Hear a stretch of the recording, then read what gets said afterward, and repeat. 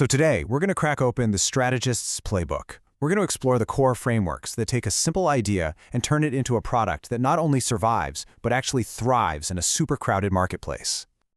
You know, it's a question that keeps every founder and business leader up at night. Is it just pure luck, some kind of creative genius? Well, the answer is usually a lot more strategic than you'd think. It really comes down to having the right map, the right tools, and of course, knowing exactly how to use them. All right, here's our game plan. First up, we're going to scan the entire business landscape. Then we'll zoom right in to find our perfect customer. After that, we'll open up the marketer's toolkit itself, look at how strategies have to change as a product gets older, and we'll wrap up with the one piece that holds it all together, your ethical compass. Okay, first things first. Before you make a single move, before you even think about your product, you have to do a complete analysis of the situation. You've got to understand the world that your product is about to step into. And the absolute go-to tool for this is what's called a PESTEL analysis. The best way to think about it is like a weather forecast for your business. It has nothing to do with your internal plans, it's all about what's happening out there. The political storms, the economic heat waves, the technological tsunamis. All the big forces that could either help you along or completely derail your journey. So what are we really looking at here? Well, politically, a new trade tariff could totally mess with your supply chain. Socially, maybe a huge trend toward wellness suddenly opens up a massive new market for you. Technologically, some new AI tool could literally make your service obsolete overnight. The real key here, though, is that this isn't a one-and-done thing. The smartest companies treat this as a living, breathing document. They're looking at it every 6 months or so just to stay ahead of the game. Okay, so once we've mapped out the wider world, it's time to find our own specific spot in it. And here's the thing, the biggest trap you can fall into as a marketer is trying to be everything to everyone. It just doesn't work. And that's exactly where the STP strategy comes in. It's this beautifully simple yet incredibly powerful model. It stands for segmentation, targeting, and positioning. And really, it's the secret to how you go from just shouting into a crowd to having a real, meaningful conversation with exactly the right people. Let's break that down real quick. First, you segment. You take that big, messy market and slice it into smaller, more manageable groups. Maybe you group them by age, by where they live, or by their hobbies. Next, you target.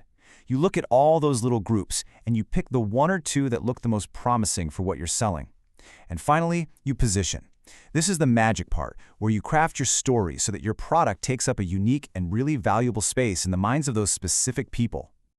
So, we've got our map, we know who we're talking to. Now for the fun part.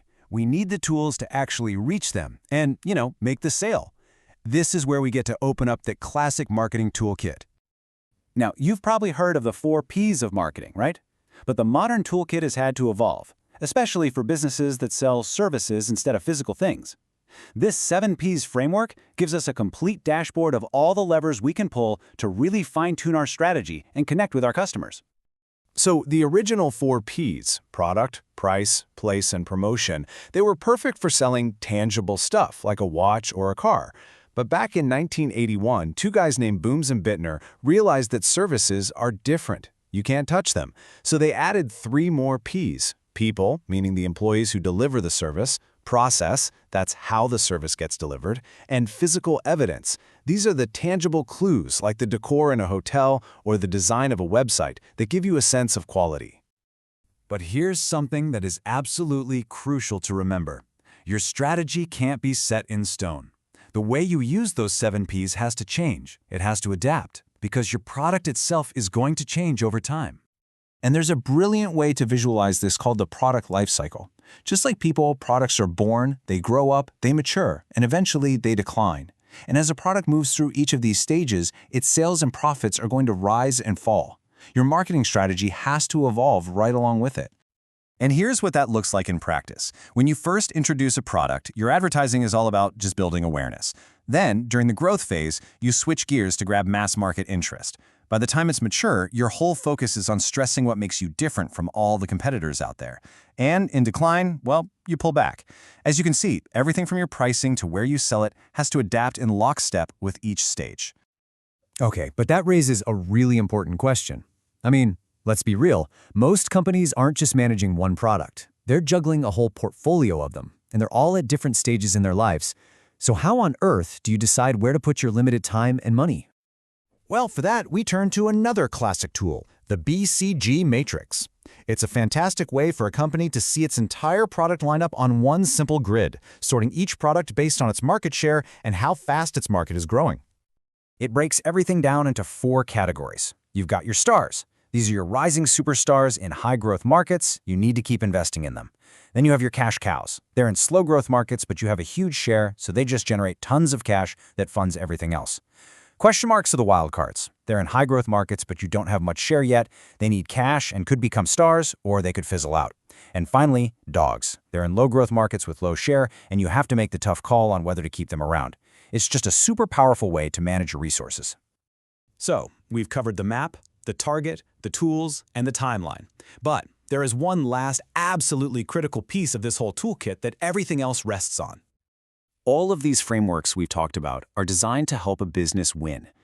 But we have to stop and ask a much bigger question. Is just winning enough?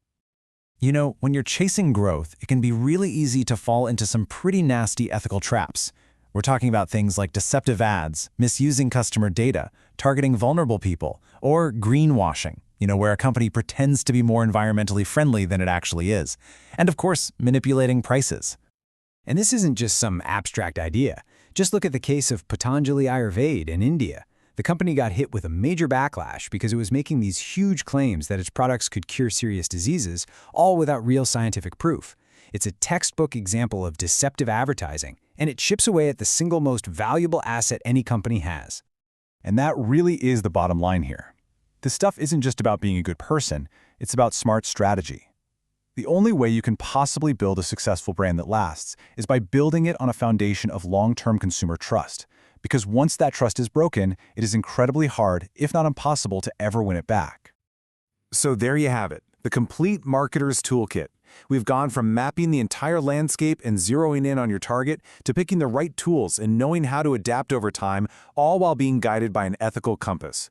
So the real question now isn't just what you can build with these tools, but how you can use them to build something genuinely better.